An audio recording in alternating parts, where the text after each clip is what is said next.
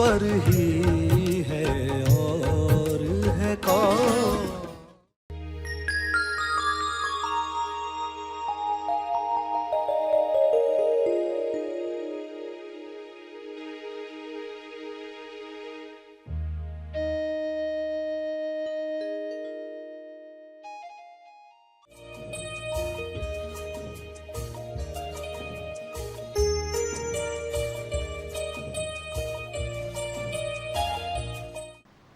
खुदा को कर बुलंद इतना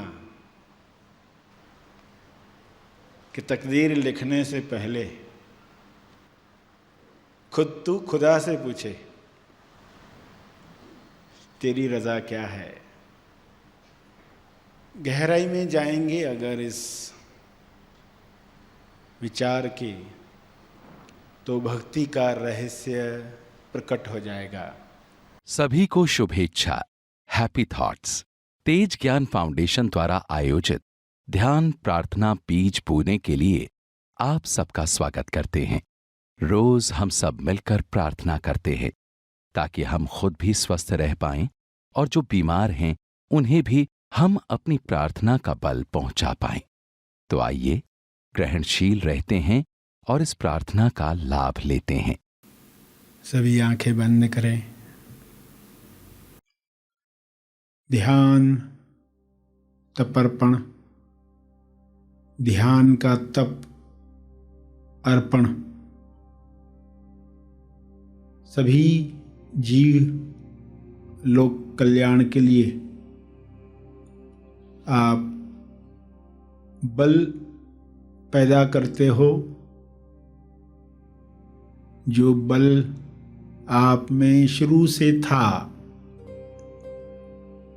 सिर्फ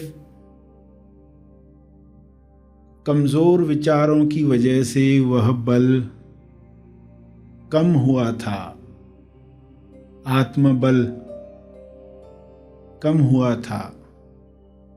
उस बल को फिर से प्राप्त करते हैं और उसे जीव कल्याण के लिए अर्पित करते हैं, जिससे पूरे विश्व की चेतना में फर्क पड़ता है। .00001 भी क्यों न हो, आप अपना योगदान देते हैं इस शुद्ध मन से जो आपने ज्ञान प्राप्त करके, ध्यान प्राप्त करके प्राप्त किया। यह बल सब तक पहुँचे। सभी अपना आत्मबल बढ़ाकर स्वयं की मुक्ति के लिए पुरुषार्थ कर पाएं। सभी ध्यान कर पाएं, सभी अपनी कमजोरियों को दूर कर पाएं। कमजोरियां दूर होंगी तो स्वास्थ्य सहज ही प्राप्त होगा। कमजोरियां दूर होंगी तो स्वादों में इंसान नहीं अटकेगा, गलत भोजन स्वादवश नहीं खाएगा, स्वास्थ्य सहज ही प्राप्त होगा। ऐसा स्वास्थ्य सबको मिले जो आत्मबल से स्वतः ही प्रकट होता है। हे ईश्वर, हे परमात्मा,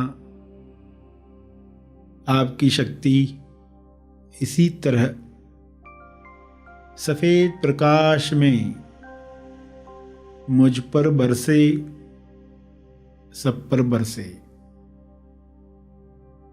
मेरे अंदर की शक्ति इसमें योगदान दे, ऐसी कृपा करें।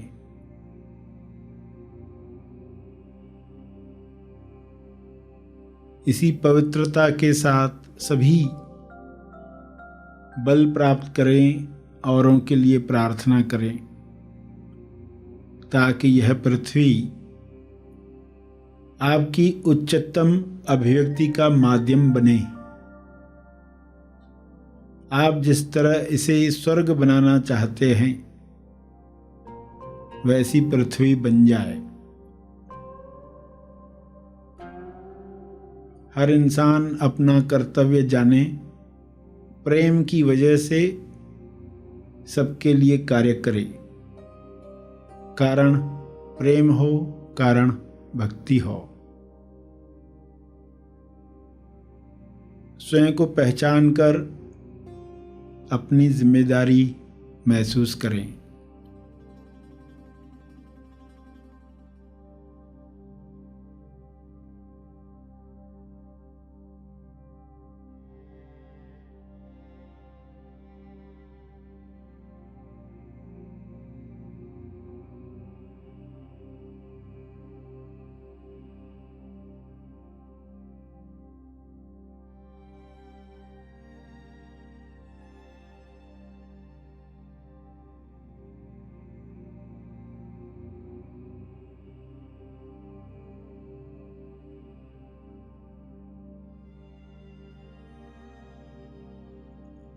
सभी अपने सारे पुराने कर्मों से मुक्ति प्राप्त करें ताकि आत्मबल बढ़े।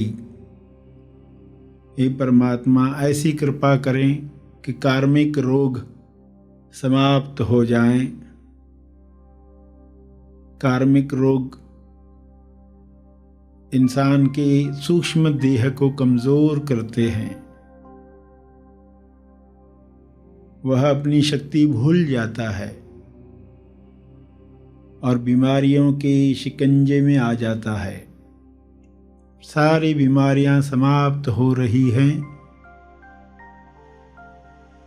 शुभ्र प्रकाश में सबका आत्मबल बढ़ रहा है।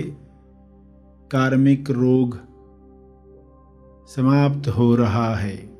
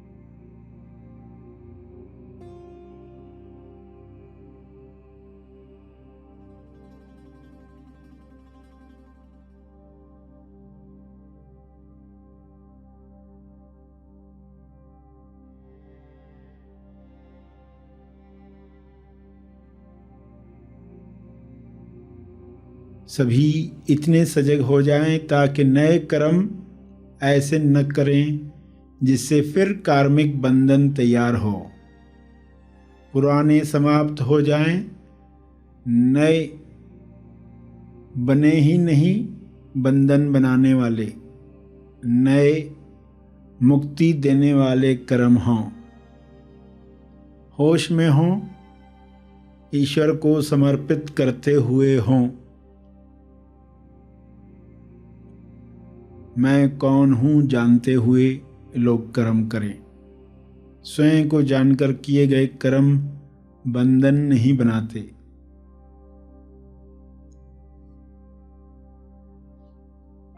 तो ऐसी बुद्धि, ऐसा विवेक हर इंसान को प्राप्त हो। आत्मबल और विवेक शक्ति सभी की इतनी बढ़ जाए कि सहजता से ही वे सभी की मदद कर पाएं और देर सवेर सभी उसी आनंद में पहुंच जाएं जो मनुष्य देह की संभावना है। ऐसा हो रहा है। ऐसी शुभ इच्छा सब में जग रही है। इसी शुभ इच्छा की वजह से सभी योग्य दिशा में कार्य कर रहे हैं। स्वस्थ होकर, संतुष्ट होकर, समृद्धि में, भाईचारे में। ऐसा दृश्य दिखाने के लिए हे परमात्मा आपका बहुत बहुत धन्यवाद। ऐसी ही कृपा बनी रहे।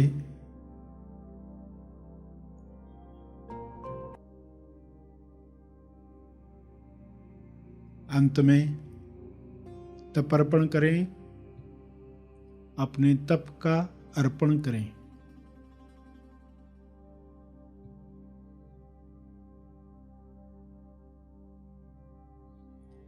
इस अर्पण में सबका भला हो, तेज मंगल हो, तेज मंगल हो।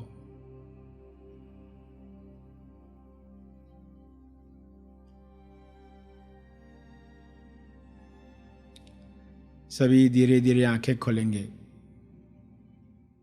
आइए सब ग्रहणशील होते हैं एक चेतना संदेश सुनने के लिए।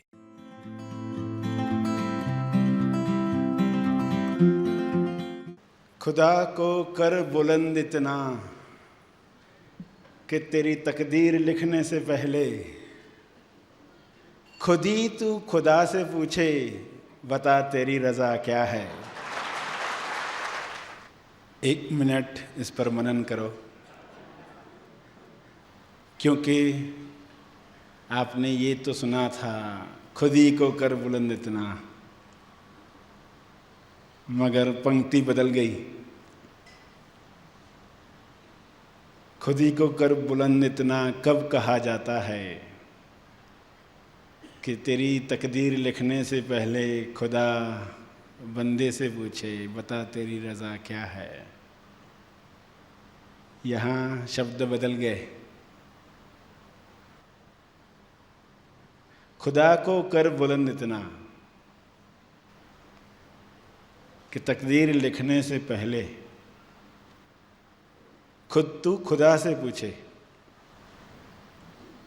तेरी रज़ा क्या है। गहराई में जाएंगे अगर इस विचार की, तो भक्ति का रहस्य प्रकट हो जाएगा। खुद ही को या खुदा को, ये दो शब्द, एक व्यक्ति, एक ईश्वर। ईश्वर ही अपने आप को व्यक्ति मानकर जब जीने लगता है, तब वह नर्क तैयार करता है जीवन में। मगर सत्य से जुड़कर फिर एक ऐसा आयाम आता है, मीरा जैसे कह पाई कि मैंने ईश्वर खरीद लिया। शब्द कोई भी हो, अगर कोई इंटेलेक्ट पर्सन बैठा है जिसको अभी भक्ति पता ही नहीं है, तो वो मीरा को फेल करेगा कि उसको ग्रामर नहीं आती है, उसे ईश्वर के बारे में मालूम नहीं है, ईश्वर के बारे में ऐसा नहीं कहते, कॉमन सेंस नहीं है। मगर जिसे भक्ति का स्वाद मिला वो समझ पाएगा कि ये शब्द कहे जाते हैं तो क्यों कहे जाते हैं। खुदा को कर बुलंद इतना, क्या खुदा बुलंद नहीं है? खुदा पहले से ही बुलंद है। उसकी बुलंदी की वजह से तो संसार बना।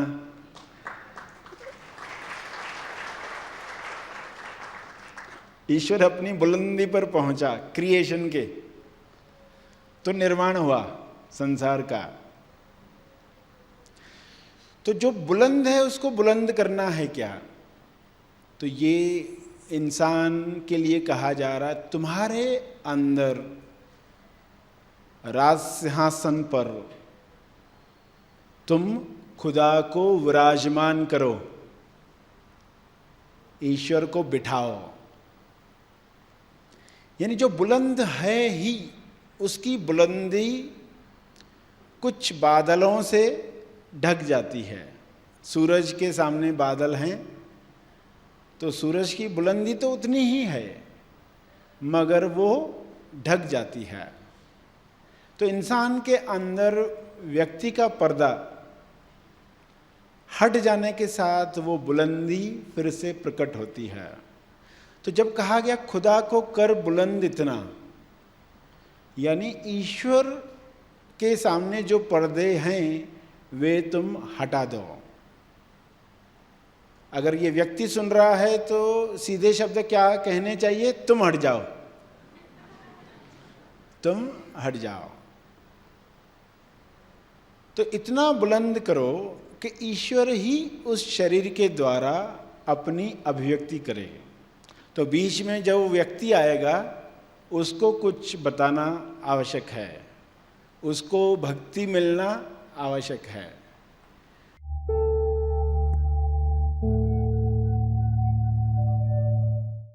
प्रार्थना और मार्गदर्शन का सभी ने लाभ लिया। आइए यहीं पर समाप्त करते हैं, कल फिर मिलेंगे। तब तक के लिए धन्यवाद।